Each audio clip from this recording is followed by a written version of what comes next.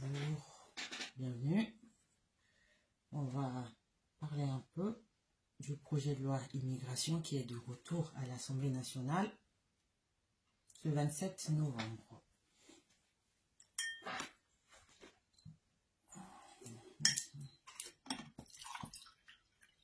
C'est parti, hein.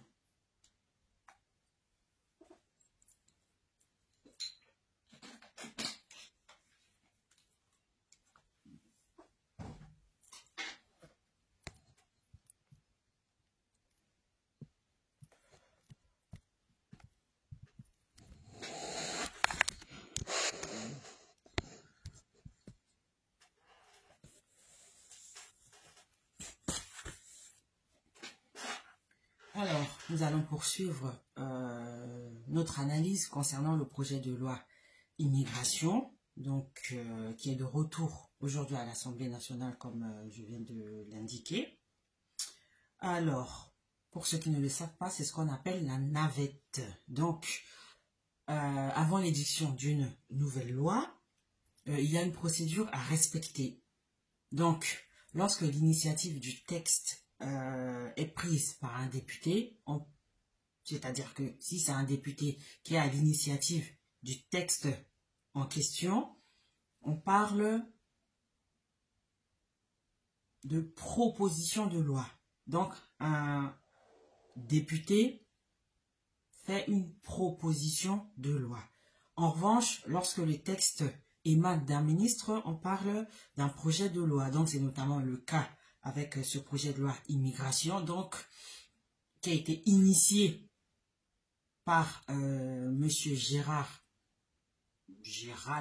Darmanin, ministre de l'Intérieur et des Outre-mer, et donc qui représente le gouvernement. Donc, c'est la raison pour laquelle on parle de projet de loi. Donc, c'est l'article 39 de la Constitution qui prévoit l'initiative conjointe entre le Premier ministre et les membres du Parlement en ce qui concerne l'édiction de la loi. Ainsi, le processus législatif en France passe-t-elle soit par un projet de loi, soit par une proposition de loi. Donc, on va faire le point sur ces deux notions, en commençant par les projets de loi. Donc, ils doivent faire l'objet d'un double examen, comme c'est le cas pour ce projet de loi immigration. Donc, dans un premier temps, ces projets de loi sont examinés par le Conseil d'État. Donc, pour ceux qui veulent savoir le rôle du Conseil d'État, je vous invite à faire un tour sur la page parce qu'il y a déjà une vidéo à ce sujet. Donc, le Conseil d'État, lorsqu'il examine le projet de loi, par exemple, son rôle ici, en fait, c'est de vérifier la conformité à la Constitution et aux différentes normes juridiques qui existent déjà dans le système administratif français. Donc, c'est ce projet qu'on va confronter à la Constitution et aux normes juridiques existantes, donc pour en apprécier la conformité. Ensuite, le Conseil d'État indique au Conseil des ministres toutes les questions que pourrait soulever le projet de loi en question. Donc, il faut noter que le Conseil des ministres doit obligatoirement délibérer sur chaque projet de loi, c'est-à-dire que tous les ministres doivent accepter le texte. Ensuite, le texte, il arrive au Parlement, donc, qui, je le rappelle, est constitué de l'Assemblée nationale, qui est la chambre basse, et du Sénat, qui est la chambre haute. Et c'est là que le bas blesse, c'est-à-dire que c'est à ce moment-là qu'interviennent toutes les modifications, soit dans le sens d'un durcissement, soit dans le sens où on vide littéralement le texte de toute substance. Donc, il y a deux exceptions à ce niveau. Premièrement, lorsque le projet de loi concerne le projet de loi de finances et lorsqu'il s'agit d'un projet de loi de financement de la sécurité sociale. C'est le cas notamment la semaine dernière lorsque la première ministre a fait donc adopter le projet de loi de financement de la sécurité sociale en utilisant l'article 49.3 de la Constitution. C'était la 7e fois qu'elle utilisait cet article depuis la session en cours, c'est-à-dire depuis fin septembre. Et en tout, depuis qu'elle a été nommée première ministre, Madame Elisabeth Borne a utilisé 18 fois l'article 49.3 de la Constitution, qui est une redoutable arme constitutionnelle. Mais on reviendra dessus un peu plus loin. Donc, ces deux exceptions qui concernent le projet de loi de finances et le projet de loi de financement de la sécurité sociale doivent être obligatoirement déposés en premier lieu à l'Assemblée nationale. Donc, c'est la raison pour laquelle, puisque le Sénat n'a qu'un rôle consultatif sur ce point, le gouvernement actuel, comme je viens de le dire, dégaine souvent l'article 49.3 de la Constitution.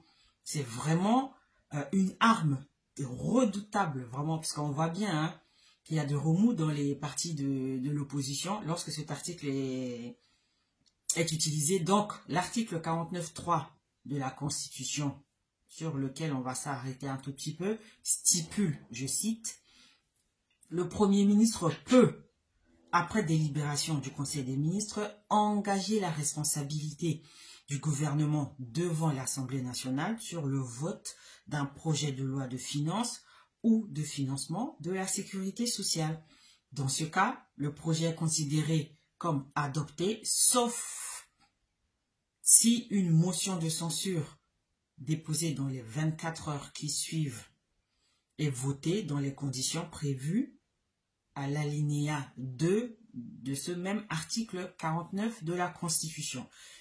Le Premier ministre peut, en outre, recourir à cette procédure pour un autre projet ou une autre proposition de loi par session. Et donc, c'est la dernière partie de cet article 49.3 qui nous intéresse parce que de toute façon, donc l'article 49.3 autorise le Premier ministre donc à engager la responsabilité de son gouvernement en faisant adopter le texte en recourant à l'article 49.3 de la Constitution.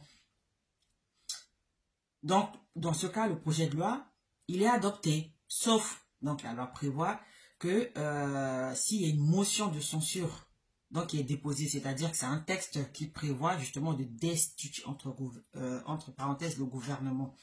Donc, la motion de censure, elle doit intervenir 24 heures après le recours à l'article 49.3 et elle doit être votée dans les 48 heures. Et donc, ces conditions, elles sont prévues à l'alinéa 2 de l'article 49.3, selon lequel, en gros, pour qu'une motion de censure soit votée et donc entraîne la démission du gouvernement, puisque le Premier ministre engage la responsabilité de ce gouvernement, déjà, il faut que ce soit 1/10 de l'Assemblée qui dépose la motion de censure. La législature actuelle comprend 577 députés, donc, bon, on n'aura pas 57,7 députés, mais il faut au moins 58 députés pour déposer une motion de censure.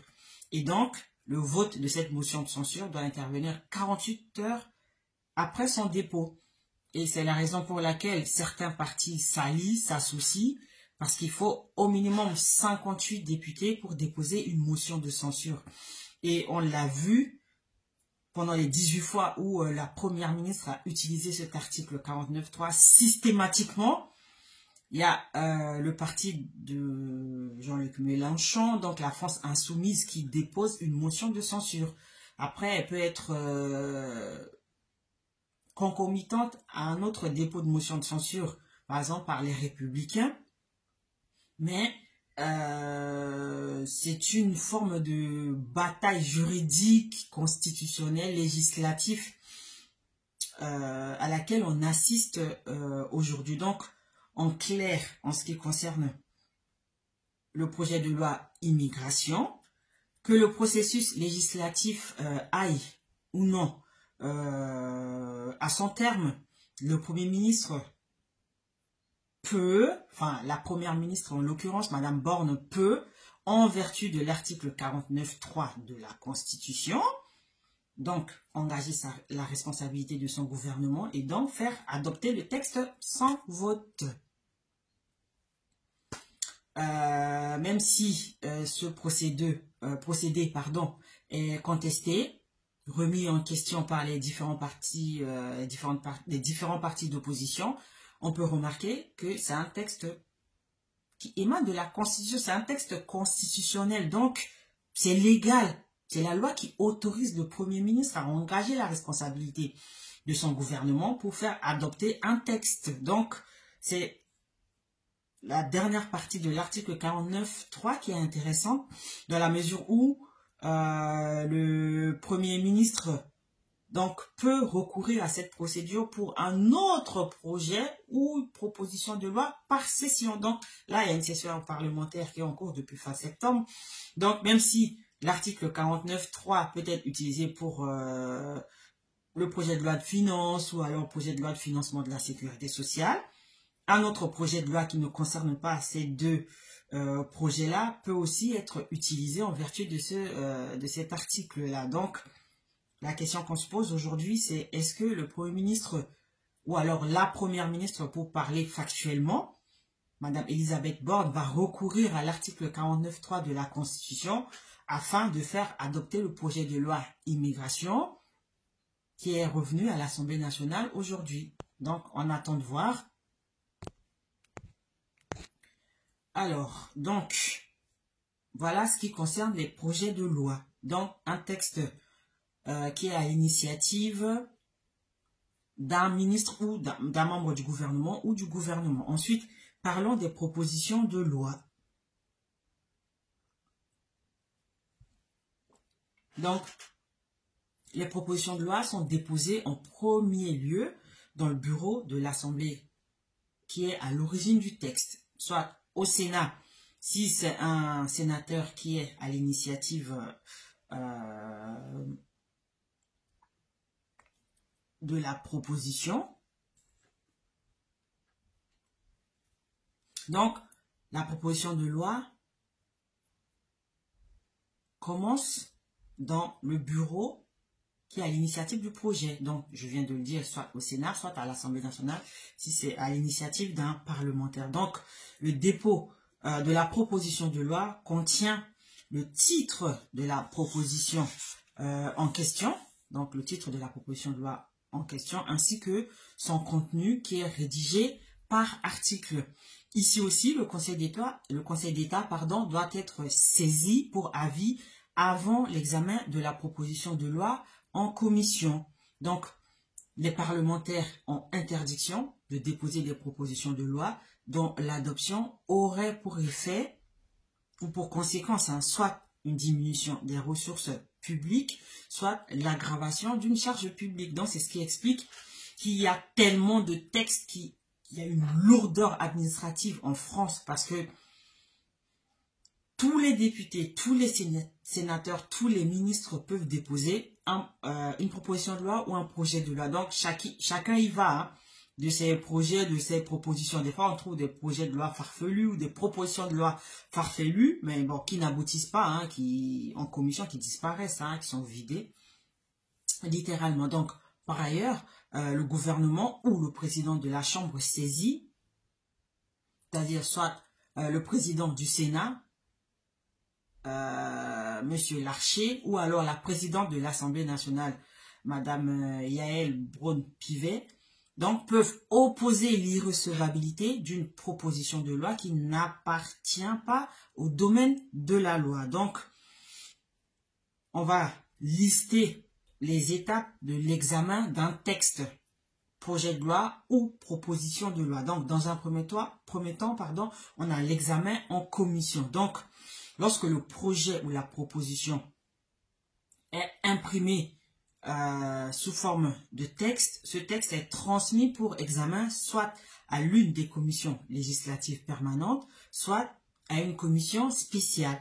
Et à cette étape-là, un rapporteur est désigné. Et donc, c'est justement à ce stade en commission que les amendements interviennent. Donc, le texte débouche soit sur une acceptation, soit sur un rejet. C'est ce que je disais tout à l'heure. Il y a tellement de projets, de propositions que à ce stade-là, au niveau des commissions, les projets peuvent être acceptés ou rejetés.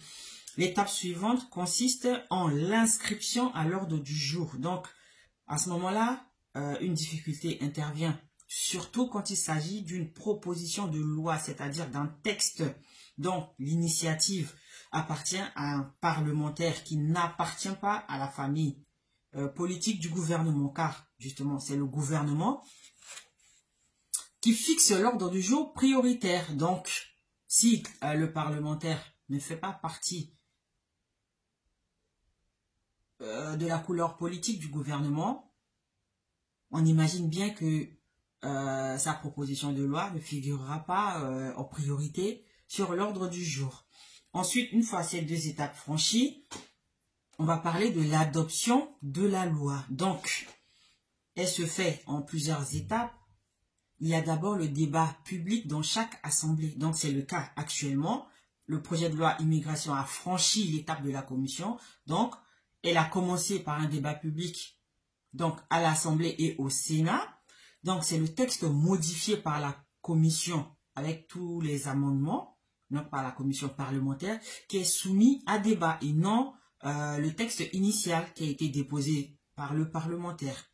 Ensuite, le débat ne peut intervenir que 10 semaines après son dépôt devant l'une des deux chambres. Donc, si le texte a été déposé à l'Assemblée ou au Sénat, il passe en commission où on y fait des amendements, on y apporte des amendements. Et donc, c'est ce texte amendé qui fait l'objet d'un débat public dans chaque assemblée.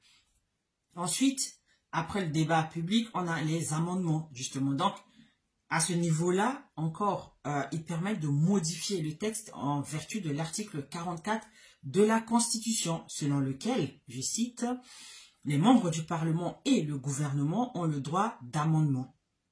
Ce droit s'exerce en séance ou en commission, selon les conditions fixées par les règlements des assemblées dans le cadre déterminé par une loi organique. » Fin de citation. Donc, une fois que le texte a commencé à être débattu, il peut être amendé. Et c'est la loi qui l'autorise en l'article 44 de la Constitution. Donc, pour la définition de la loi organique, de la loi constitutionnelle, etc., je vous invite à faire un tour sur ma page parce que j'ai déjà fait une vidéo à ce sujet où je définis les différents types de lois. Et donc, les amendements sont présentés par écrit et ils doivent être motivés, c'est-à-dire qu'on doit donner les raisons pour lesquelles on souhaite apporter un amendement au texte en question. Donc, il faut noter que le temps législatif programmé, en fait, c'est une procédure donc qui permet, qui a été instituée afin de limiter. Donc, cette procédure permet de limiter l'examen du texte, c'est-à-dire que le texte, il ne va pas être discuté ad vitam aeternam, comme le projet de loi immigration en cours, il ne sera pas éternellement débattu, amendé.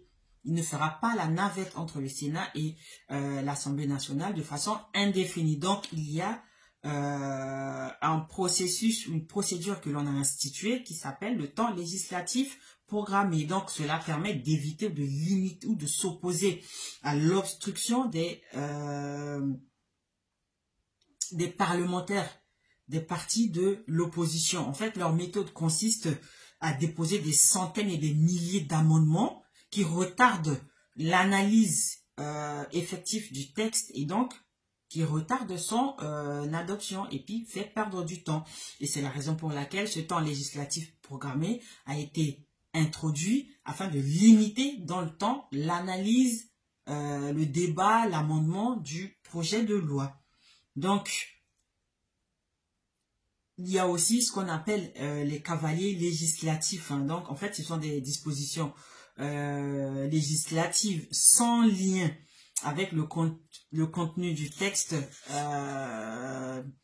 étudié et donc qui permet justement au gouvernement de glisser quelques modifications des textes, de propositions, etc. et puis qui passent inaperçus.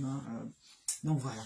Ensuite, après le débat public, les amendements, on a le temps du vote. Donc, les votes interviennent sur chaque article et sur chaque amendement. D'où nécessité d'instaurer ce temps législatif programmé. Vous imaginez le temps qu'il faut pour analyser, pour voter 10 000 amendements sur un projet de loi qui doit être voté, adopté, promulgué pour être appliqué. Vous imaginez le temps, ce serait interminable. Même la durée du mandat présidentiel ne suffirait même pas à permettre à un texte d'être étudié, parce que chaque amendement doit être voté. C'est vraiment la raison d'être de ce temps législatif programmé.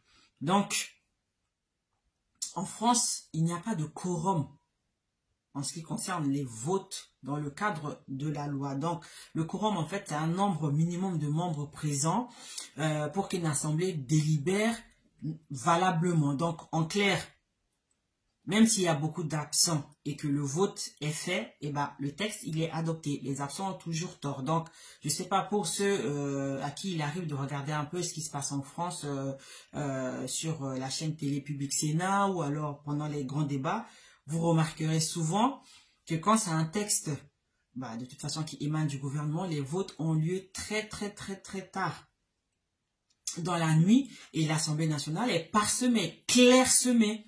En clair, on a 577 députés en temps normal. Mais au moment de ces votes-là, on peut se retrouver des fois avec 150, 200 députés. Et on voit très bien que l'Assemblée est clairsemée. Mais comme il n'existe pas de quorum en France, donc les présents y votent et la loi, elle est adoptée. Point final.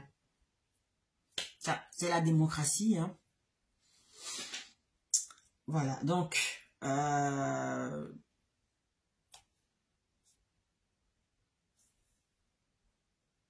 ce processus, je ne sais pas si... après, c'est la démocratie, mais cela peut soulever quelques questions, notamment par rapport au rôle des députés, parce que ce sont des gens, donc c'est l'Assemblée basse élue par le peuple, donc qui est censée voter la loi pour améliorer la condition de vie, hein, justement pour faire tourner la société. Et donc, quid d'un texte voté par un cinquième, par même pas la moitié des députés qui sont élus et qui sont censés justement produire des textes de loi pour que la société fonctionne.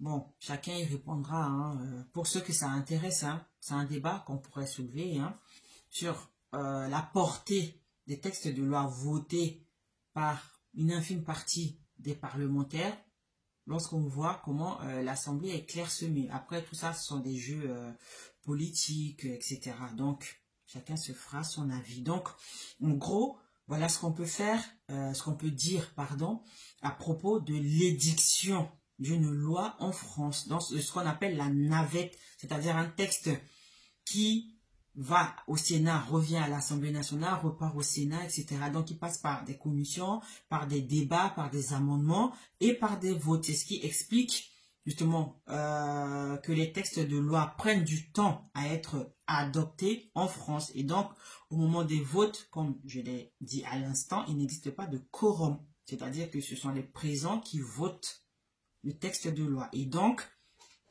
dans ce cas-là, le gouvernement a quand même une arme constitutionnelle redoutable qui est l'article 49.3 de la Constitution, donc qui a été utilisé la semaine dernière par la Première ministre et qui pourrait éventuellement être utilisé à nouveau pour faire adopter le projet de loi Constitution de la immigration qui revient en débat aujourd'hui à l'Assemblée nationale. Donc, pour en revenir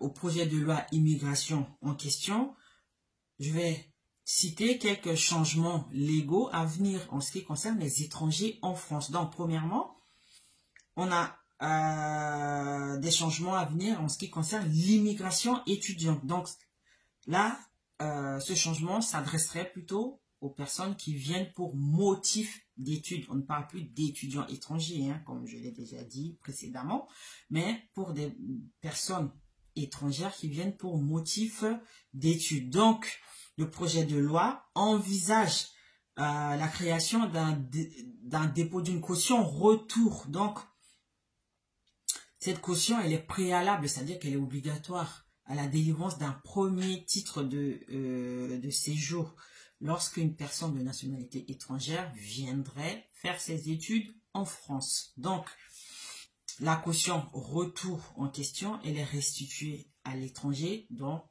3 situations. 1. Lorsqu'il quitte la France, à l'expiration du titre de séjour pour motif d'études, c'est-à-dire que s'il vient pour faire ses études pendant 2 ans, qu'il finit ses études et qu'il repart dans son pays d'origine, la caution lui est restituée. 2. Lorsqu'il vient, par exemple, et que son titre de séjour pour motif d'études lui est renouvelé, la caution lui est rendue. 3. Lorsqu'il obtient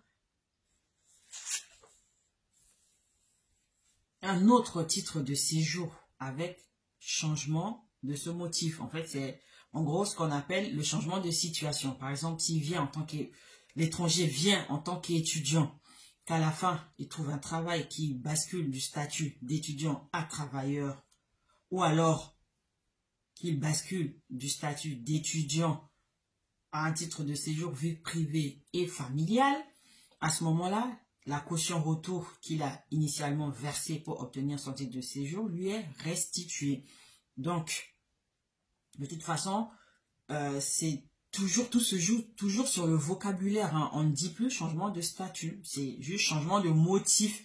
C'est moins protecteur, c'est moins digne, c'est moins classe que le statut. C'est juste des motifs, en fait, voilà, qui peut être sujet à changement, hein, etc. Donc, c'est éventuellement ce qui arriverait si le projet de loi était adopté. Voilà, donc du coup, il faut attendre justement l'adoption de ce projet de loi pour voir le montant qui sera fixé par le Conseil d'État, parce que c'est le Conseil d'État qui est chargé de fixer le montant de la caution retour. Donc, il est prévu aussi dans ce texte de loi que si l'étranger se soustrait à l'exécution d'une décision d'éloignement, c'est-à-dire s'il fait l'objet d'une obligation de quitter le territoire qui ne part pas, donc une OQTF assortie ou non d'une période de retour volontaire et qui ne rentre pas de lui-même dans son pays d'origine, qu'il se soustrait à cette obligation, qu'il reste en France, la caution, elle est définitivement retenue. Donc, cela sous-entend quand même un certain montant hein, pour que ce soit dissuasif. Donc, je ne pense pas que si la caution était fixée à 500 € ou à 1000 € ou à 2000 €, cela dissuaderait les gens, donc les pousserait à réfléchir à 2 fois avant éventuellement de se soustraire, par exemple, à l'exécution d'une décision d'éloignement. Donc, à mon avis, quand le Conseil d'État va fixer cette caution, le montant il serait très, très, très élevé pour dissuader les gens, justement, de se maintenir illégalement en France à l'issue de l'expiration du document de séjour pour lequel ils ont été autorisés, justement, à séjourner en France. Donc, tout cela fera l'objet d'une autre analyse, d'un autre débat lorsque la loi sera adoptée. Deuxièmement, donc deuxième changement à venir, les ressortissants britanniques, parce que la Grande-Bretagne ne fait plus partie de l'Union européenne. Donc, les ressortissants britanniques qui sont propriétaires d'une résidence secondaire en France ont le plein droit à la délivrance des visas long séjour. Donc, ils sont exemptés d'en faire la demande. Donc, on voit clairement qu'il y a une distinction ou alors une différence de traitement, hein, que l'on soit ressortissant d'un État européen, même si cet État est extérieur à l'Union européenne, mais qui reste un État européen, et les ressortissants d'un État tiers à l'Union européenne, notamment du continent asiatique, africain, etc. Donc, il y a bien une différence de traitement entre ces différents ressortissants.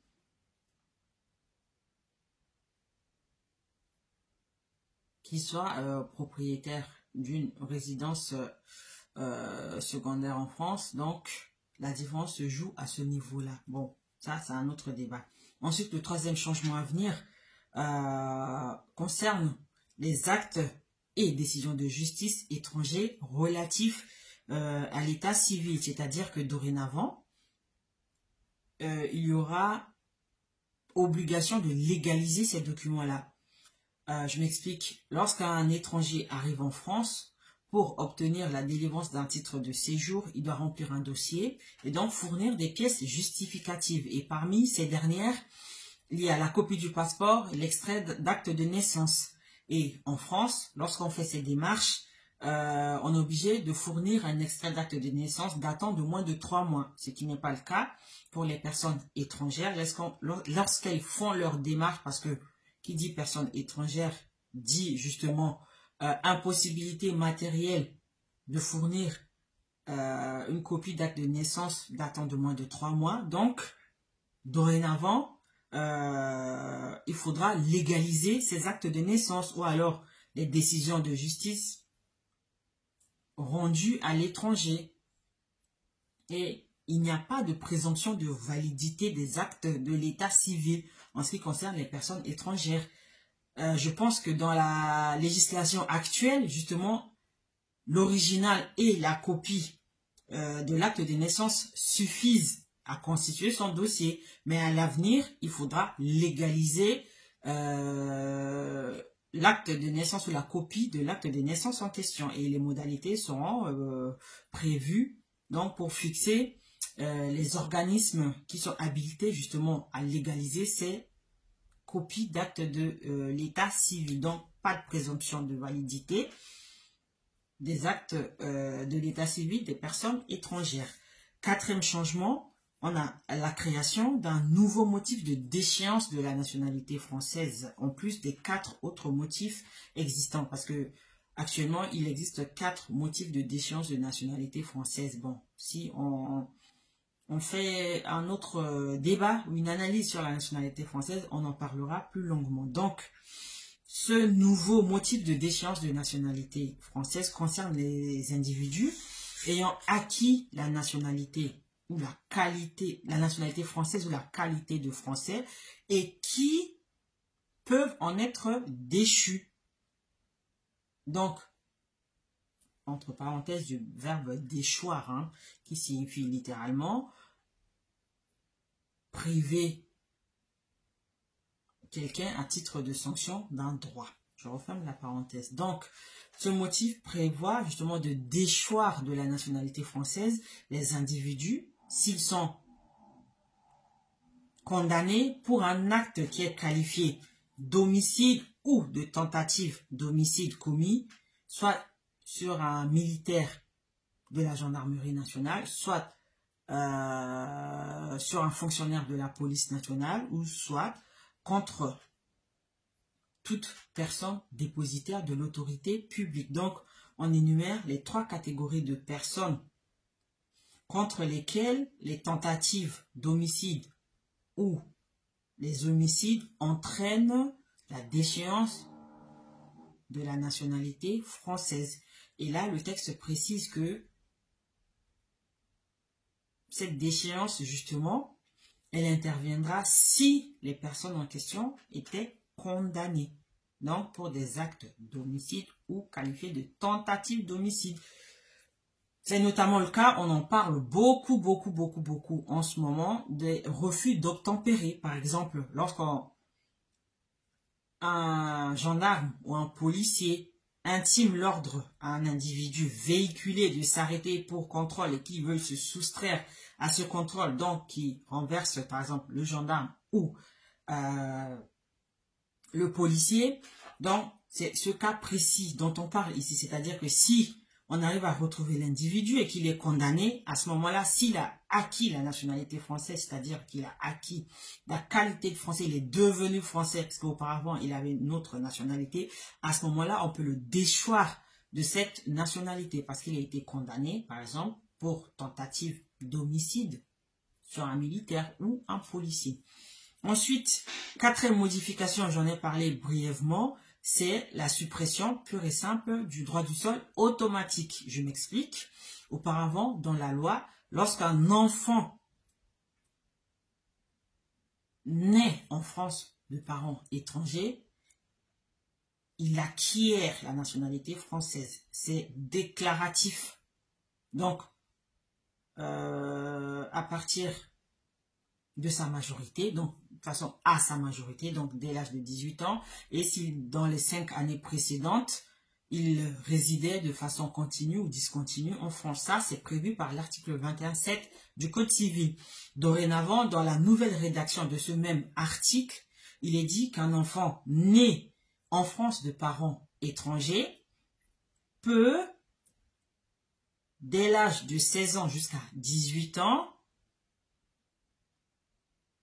acquérir la nationalité française, à condition qu'il en manifeste la volonté. Donc, c'est entre 16 et 18 ans qu'un enfant qui est né en France et dont les parents sont étrangers peut, éventuellement, s'il en manifeste la volonté, s'il veut devenir français, en faire la demande à ce moment-là. Et donc, il y a une condition aussi qui est cumulative, hein.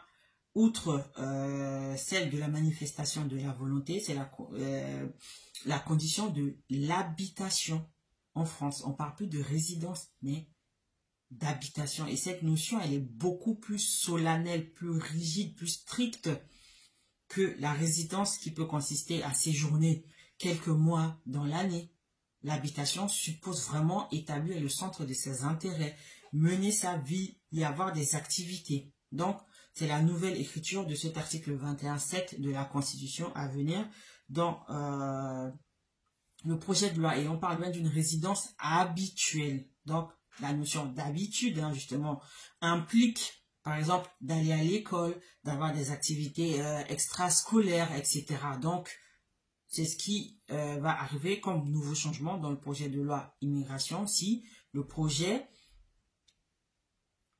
va au terme de son processus législatif en l'état. C'est-à-dire que si le Parlement n'y apporte pas de modification, mais dans tous les cas, si le projet est adopté, je reviendrai dessus, je reviendrai ici pour faire une vidéo pour présenter toutes les modifications qui vont avoir lieu en France en ce qui concerne le droit des étrangers. Donc, tout se joue sur des termes, sur des mots, etc. Quand on parle de résidence habituelle, on parle de séjour de façon continue, discontinue, etc. Ce sont vraiment des textes qui n'ont pas le même sens et qui laissent supposer une large marge de manœuvre, hein, au préfet. Donc, c'est lui qui prend les décisions de naturalisation. Donc, c'est lui qui va apprécier au regard des documents apportés dans le dossier si la résidence habituelle elle est caractérisée ou non. Donc, voilà le 4e changement à venir dans ce projet de loi immigration. Ensuite, le 5e changement, c'est, il concerne les conjoints de Français. Donc, actuellement, lorsqu'une personne est mariée à un ou une Française, cette personne peut acquérir la nationalité française au bout de 4 ans de vie commune, s'ils vivent ensemble. Dorénavant, ce délai est porté à 5 ans, c'est-à-dire quand on épouse une femme étrangère épouse un Français, il faudra qu'elle vive avec lui pendant 5 ans avant de faire une demande, avant de déclarer, faire une déclaration de la nationalité française. Dans le cas où les deux époux n'habiteraient pas ensemble, actuellement, la loi prévoit un délai de 5 ans. Mais le projet de loi veut porter ce délai à 8 ans. Donc, si un étranger ou une étrangère marie à un conjoint français qui n'habite pas ensemble, il faudra attendre 8 ans de mariage avant de faire une déclaration de nationalité française. Le 6e changement concerne le changement du montant ou l'augmentation du montant du timbre fiscal qui accompagne les demandes d'acquisition de la nationalité française. Actuellement, lorsqu'on effectue une demande de nationalité française, le dossier de demande de naturalisation est soumis à un droit de timbre fixé à 55 €. Dans le projet de loi, ce montant va être porté à 250 €, c'est-à-dire, de toute façon, c'est un montant qui est non remboursable parce que payé en timbre fiscal, donc ça va dans les caisses de l'État via le Trésor public.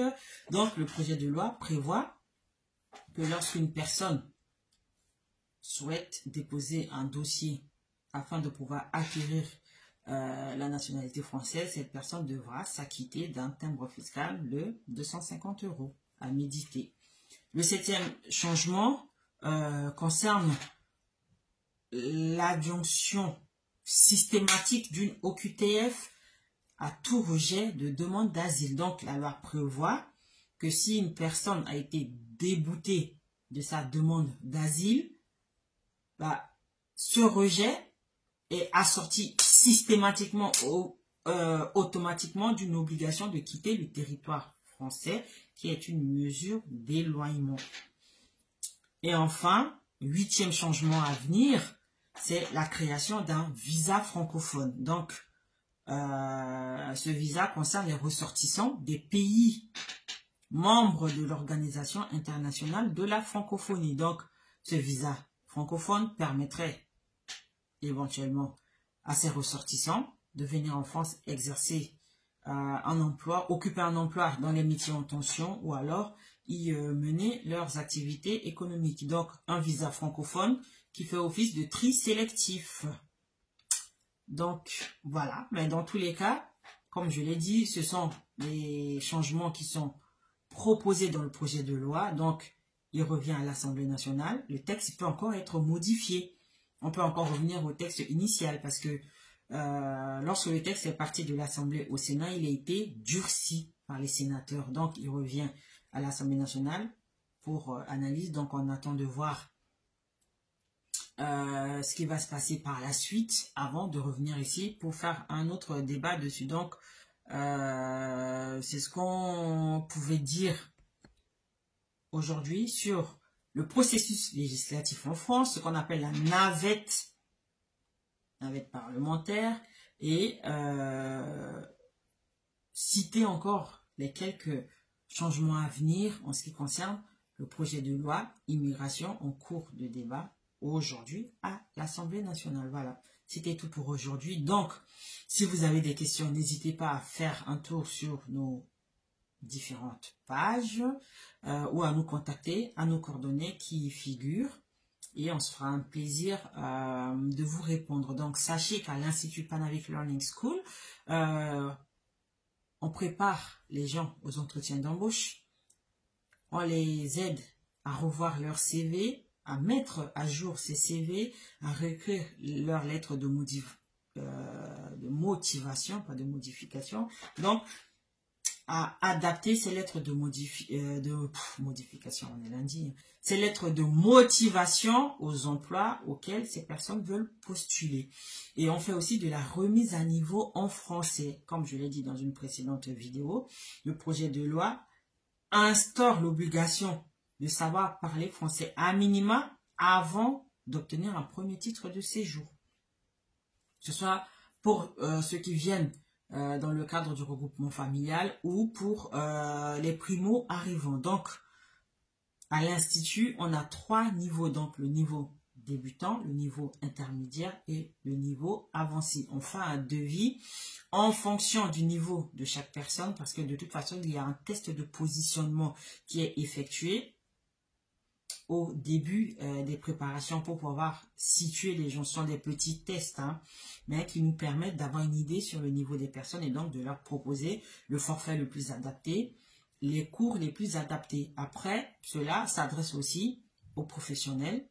On a déjà eu quelques formations à faire dans une entreprise, donc, parce que là aussi, ça va être une obligation de former les employés à avoir un minimum de niveau en français pour pouvoir entamer une conversation banale, basique, standard de la vie courante. Je l'ai déjà dit dans une précédente vidéo. Donc, pour toutes ces questions, n'hésitez pas à nous contacter et on vous donnera les informations qu'il faut. Donc, je vous dis à bientôt pour d'autres vidéos sur d'autres thèmes. Bye bye.